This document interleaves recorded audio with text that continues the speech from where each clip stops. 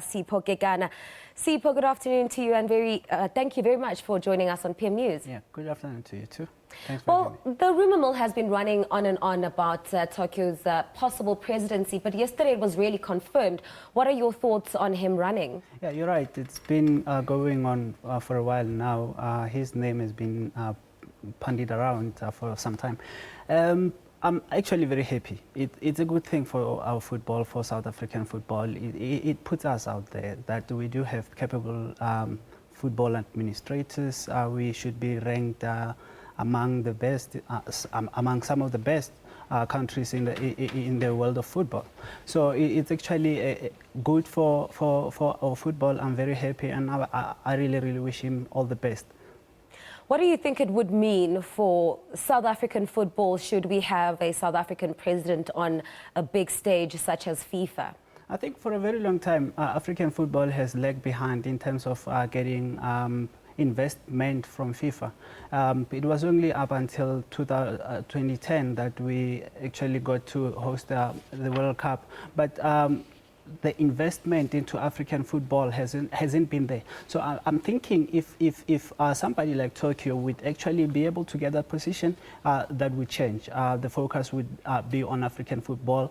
It would benefit not only South Africa, but the entire continent would actually start to benefit from the sponsors who will start looking at Africa and all of that. Do you really think that the focus will be on Africa? Because there was an African representative, but then unfortunately he ended up being embroiled in the current FIFA scandal. Is that something that, we don't know what Tokyo's contribution might be now? Yes, but you see, if he is the president, the whole picture just changes. If it's the president of FIFA, the whole picture changes. We have a South African as a president of FIFA. The whole picture changes. It's not like having just somebody in that committee. I mean, for instance, he's been involved with some goodwill projects in FIFA. Then Dan has been involved. But as a FIFA president, that just changes the whole scenario. But the big question now is, where will he get the votes? I think that's the most critical part now. Is it realistic? Can he actually go on to win that presidency, given some of the people that he will be running up against? I think the Qatar football president, Prince Ali bin, yes, he came very close the last time, and he's been running for that seat for years now. If you ask me, I think at the moment he's head and shoulders above the rest in terms of competition for that seat.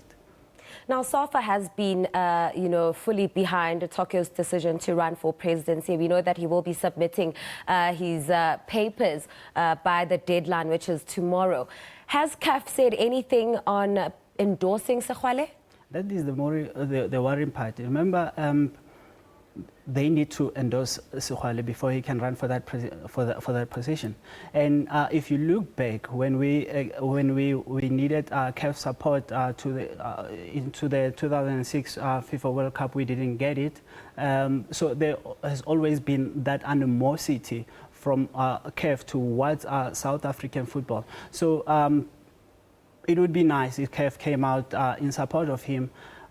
We just have to bide our time and see what happens there.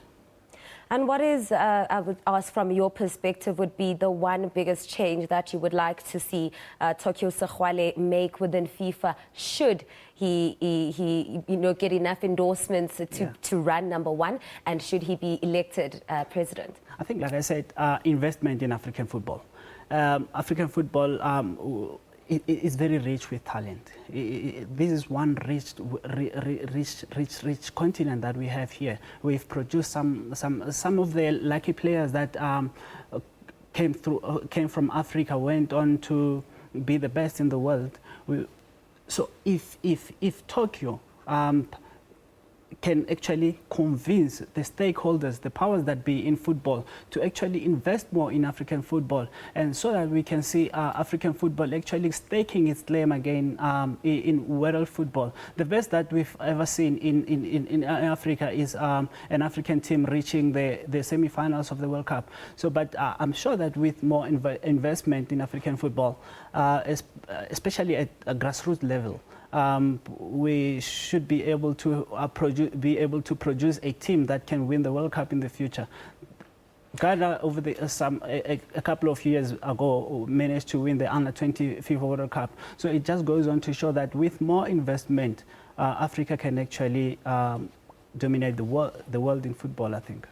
Now we see that Michel Platini is also said to be running. Do you think he's credible, number one, and what do you think his chances may be? You see,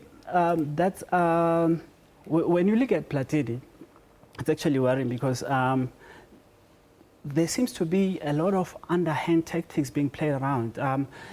He was in a very good position to actually become the FIFA president, and he's been opposing Sepp Blatter. But it's worried that the moment that opportunity was about to present itself, then came all these corruption stories. So somebody knew if he is indeed corrupt. Somebody knew about all these things well ahead of time, and then decided now this is the timing. We need to bring this up. But then again, if it is like I say, it is worrying that there seems to be a lot of underhand tactics, and for Tokyo now, it's going to be a very steep mountain to climb.